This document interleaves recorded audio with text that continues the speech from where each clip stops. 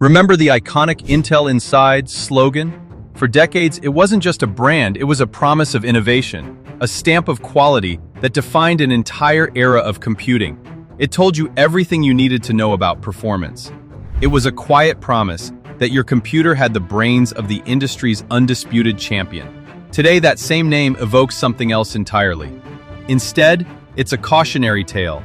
The company that gave us the first microprocessor, that powered IBM's first PC, that became synonymous with the chip inside your computer, is now better known for delays, missed markets, troubled products, collapsing margins, and a market value cut nearly in half. This is the story of how Intel, once the undisputed king of chips, lost its crown, and whether its desperate new strategy can help it win it back. Welcome back to the Capital Navigator 2, the channel where we explore the history, strategies, business models, and investment opportunities of the world's most influential companies. Today, we're not just talking about a tech company, we're talking about a tech institution, Intel. A company that for years was the very definition of the semiconductor industry now finds itself at a critical crossroads.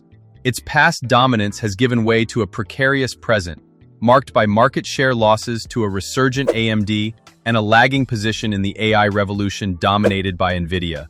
Today, we're diving into Intel, the origins of a company that created the digital age, the decades of dominance that made it a household name, the missteps that led to its collapse in leadership, the financial wreckage of the last 5 years, and finally, the bold but risky plan and new investments Intel hopes will save it.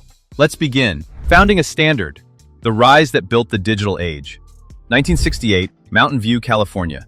Two Fairchild semiconductor veterans, Robert Noyce and Gordon Moore, set out to build a company around a belief that sounded like science fiction at the time.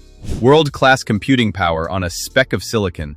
Very soon, Andy Grove joined, the relentless operator who would shape Intel's legendary culture of discipline and execution.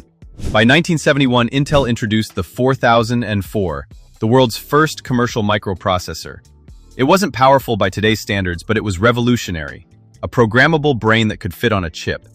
Then came the real inflection point. In 1978, Intel introduced the 886, the birth of x86, the instruction set that would become the backbone of personal computing.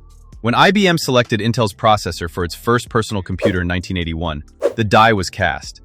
Intel wasn't just a supplier, it was the standard, giving them a virtual monopoly. Through the 1990s, the Pentium line became synonymous with performance. In 2006, the Core family reset the standard again, putting Intel inside hundreds of millions of machines, desktops, laptops, and data center servers. From its very beginning, Intel operated under an integrated device manufacturer or IDM business model.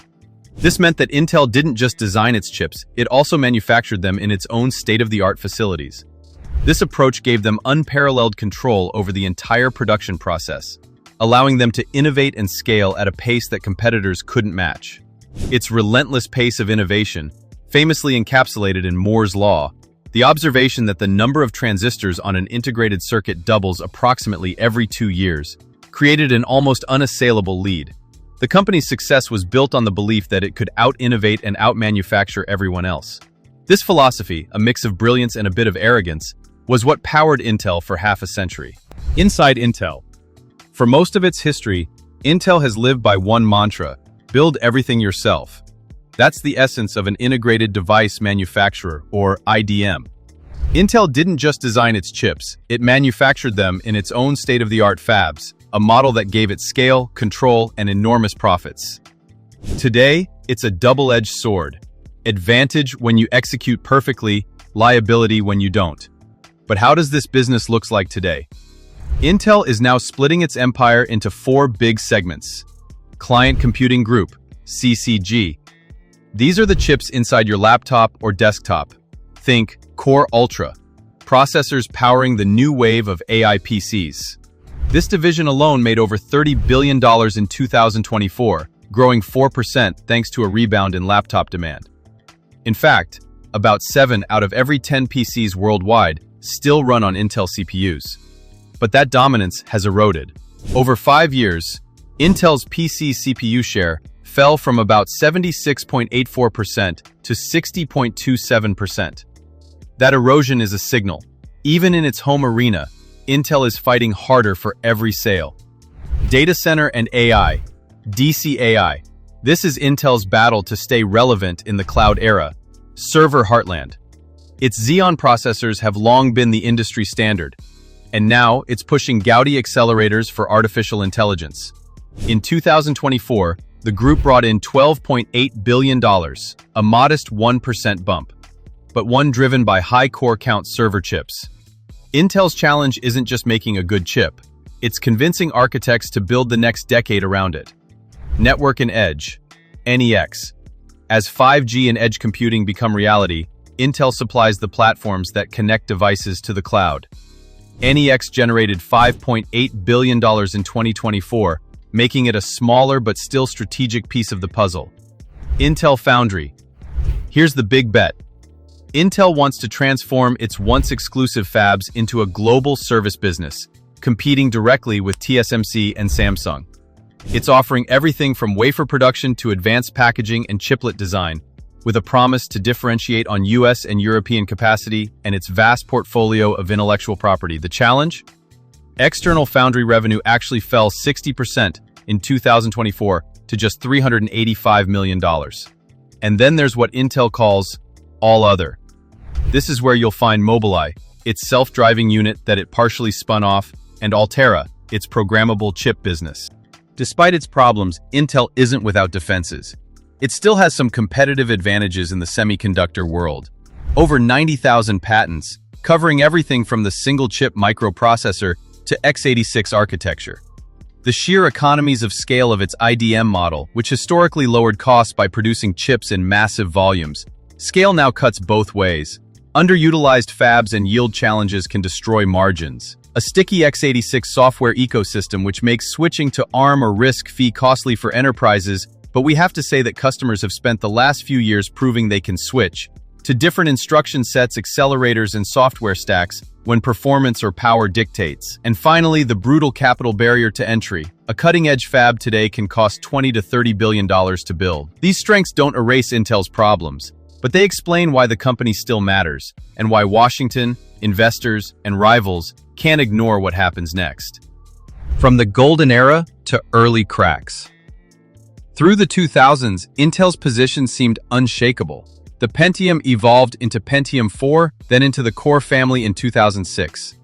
Intel chips powered desktops, laptops, and servers worldwide.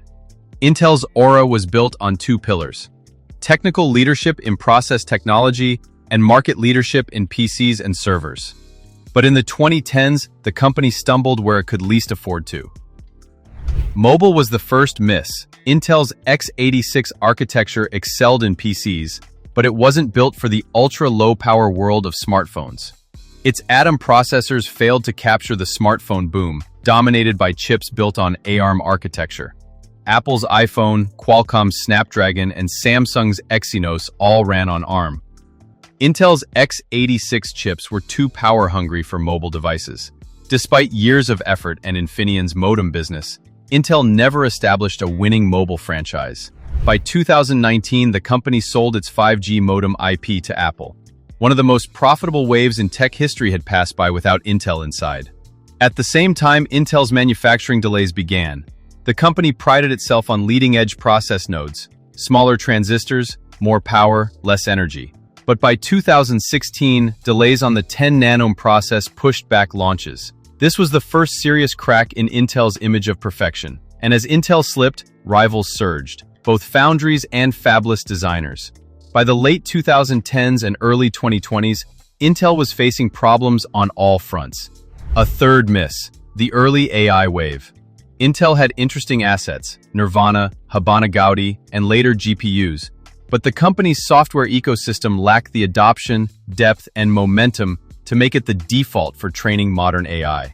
Intel was late. While NVIDIA built an empire with CUDA-powered GPUs for AI training, Intel lagged. Internally, the company admitted it was too late to win the high-end training race and reoriented toward edge AI. In the meantime, the market crowned a different standard for AI development. And to top it all off, product quality issues. In 2024, instability problems hit Intel's 13th and 14th Gen Core processors. For a company already bleeding credibility, This was salt in the wound. Intel wasn't just losing ground, it was stumbling in the very areas it once defined. If these had been isolated missteps, the story might have ended differently, but they compounded. Just as the PC market matured, the data centers shifted, and software ecosystems hardened around other platforms. What can we learn from Intel's difficult and ongoing journey? The first lesson is that moats are not permanent. Intel's IP, economies of scale, and x86 ecosystem once seemed unassailable. But a single technological misstep showed that even the strongest competitive advantages can be eroded by a failure to execute. This is a clear warning to any company that grows complacent in its market-leading position. To try to overcome these problems, Intel designed a new plan, the moonshot strategy, to reinvent itself. The idea has three pillars. First, keep designing and fabricating its own chips where it can still compete, with a new focus on cost, yield, and utilization. Second, outsource production of some chips to external foundries like TSMC. The third one, launch Intel Foundry Services, offering Intel's factories to outside clients, competing head-on with TSMC and Samsung. The differentiators: Western capacity, US-EU, advanced packaging, and a system-level perspective.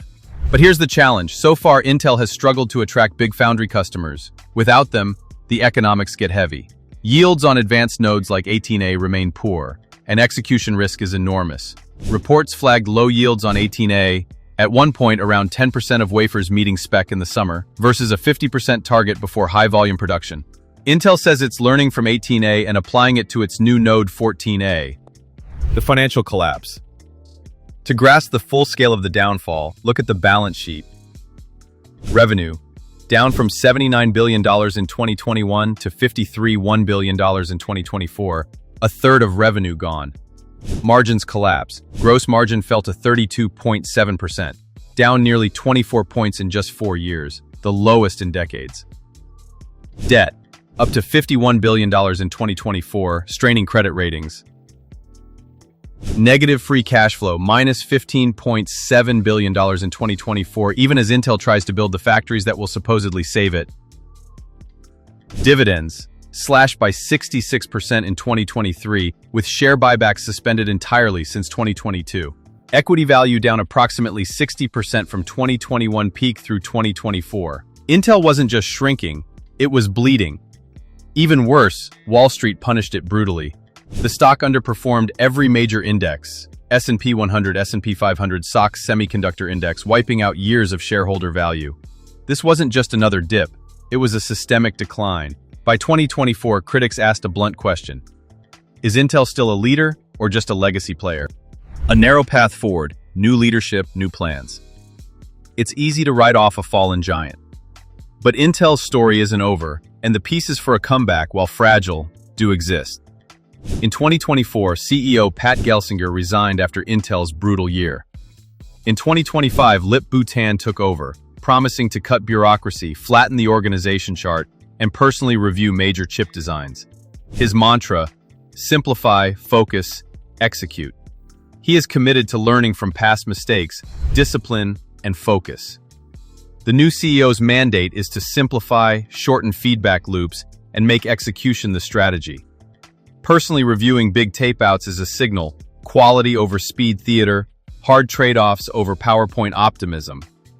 Gaving, CapEx sanity. Intel slashed CapEx from $23 billion in 2024 to $18 billion in 2025, canceling or slowing projects in Germany, Poland, and Ohio. The message: stop overpromising, start delivering. No CapEx without yield and customers is exactly the kind of sentence Wall Street needed to hear, so long as Intel follows it. Translation: no more building for a future that isn't booked, build after yield and customers line up. From the 18A to the 14A node reality. Calling 18A a base for at least 3 generations of internal products sets expectations. This node must mature and live, not get leapfrogged by a shiny plan. Applying the painful lessons from 18A to 14A and aligning real customers early could finally build a sustainable cadence. This is a fundamental change in approach, moving away from "if we build it, they will come" to a more collaborative, market-driven strategy. Edge AI and systems design. If Intel can't win the flashiest AI training race, it can still win where the world actually deploys, on the edge. That's where power budgets are tight, latency matters, and total system cost wins over brute force training. Intel's advantage, thinking in complete platforms from CPU to accelerators to networking, can still matter, especially when paired with advanced packaging and chiplets. New investors, new pressures. In August 2025, SoftBank invested $2 billion, buying shares at $23 apiece. It made SoftBank Intel's sixth largest shareholder, with nearly 2%. Masayoshi Son pitched it as a bet on U.S. manufacturing of semiconductors. But critics called it surface-level help. $2 billion is real money, but against Intel's capital needs, it's a cushion, not a cure. If the core problems are process yields, foundry customer wins, and product resonance, capital alone doesn't solve them. It buys time to solve them. Then the shock move, public money. The U.S. government, under the Trump administration, confirmed a total of $11.1 billion in support to Intel. $5.7 billion are previously granted but unpaid CHIPS Act subsidies. $3.2 billion through the Department of Defense's Secure Enclave program. $2.2 billion are chip subsidies already received to date. Most eye-popping of all, the government will buy 433.3 million Intel shares at $20.47, taking a 9.9% passive stake. No board seat, no governance rights, making it the largest shareholder. The stated rationale, national security and economic security, chips are infrastructure, concentration risk in Taiwan is real.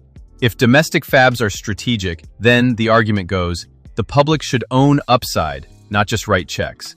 But the backlash is equally strong. Policy critics warn this could push Intel into politically driven decisions that could potentially damage its long-term viability. Competitive critics say rivals now face Intel plus Uncle Sam. Others call it state capitalism by another name. Whatever you call it, it raises the stakes and the scrutiny around Intel's execution.